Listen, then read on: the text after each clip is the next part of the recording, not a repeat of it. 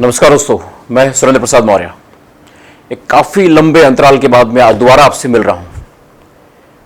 जैसा कि हम जानते हैं, मनुष्य एक सामाजिक प्राणी है और सामाजिक प्राणी है तो सामाजिक घटनाएं कई होती हैं जिनके कारणों से अनिवार्य संजोगों में आपको थोड़ा सा अंतर लेना पड़ता है, थोड़ा सा गैप लेना पड़ता है। सेम वही चीज़ थी मेरे साथ में भी, लेकिन मैं दोबारा आ गया हूँ नए जोश के साथ में और फिर आपसे कनेक्ट होने, आपसे बात करने के लिए।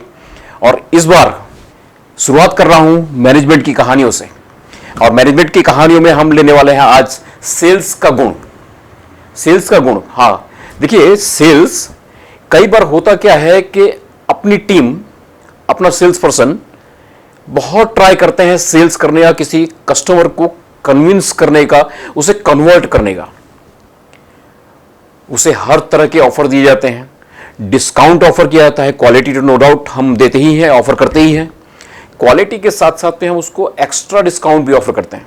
ऐसी एक घटना मेरे यहाँ भी हुई थी। मेरे सेल्स टीम के मैनेजर के पास में सेल्स टीम का एक मेंबर आए कि सर, कस्टमर अच्छा है और मैं चाहता हूँ कि उसको कुछ एक्स्ट्रा डिस्काउंट दे के भी मैं कन्वर्ट करूँ। वो कन्विंस नहीं हो रहे हैं। तो मैनेजर ने स्पेशल परमिशन के लिए मुझसे परमिशन मांगी, क्या किया जाए।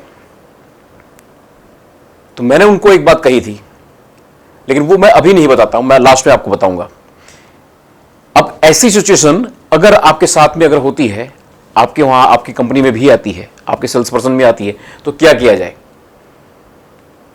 क्या किया जाए कि आपका सेल्स पर्सन डिमोटिवेट ना हो, मोटिवेटेड रहे और सेल्स कन्वर्ट हो। सीखते हैं इस कहानी से। कहानी का पात्र है अपना राहुल। राहुल कुत्ते पालने का शौकीन है, उसको शौक है। तो वो बाजार से एक कुत्ता खरीद कर लेके आया। अब कुत्ते को लेकर आया, उसको लेकर वो नदी किनारे गया।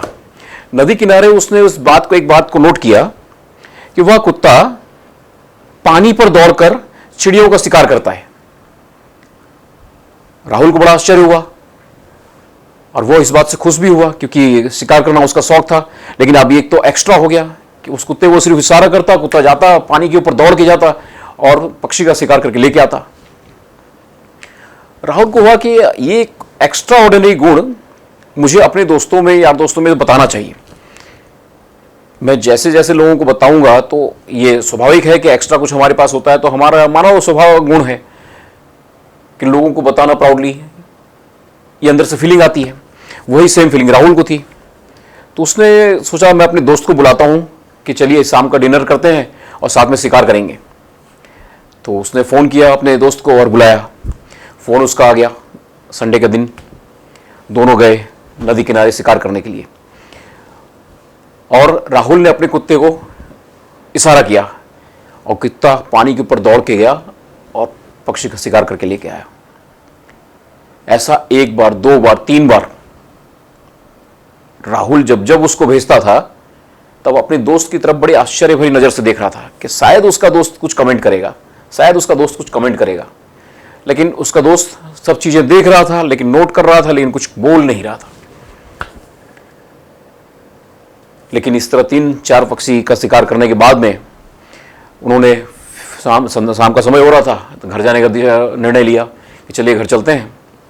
फिर घर की तरफ रवाना हुए तो राहुल के मन में हलचल मची हुई थी कि इसने कुछ कमेंट क्यों नहीं किया।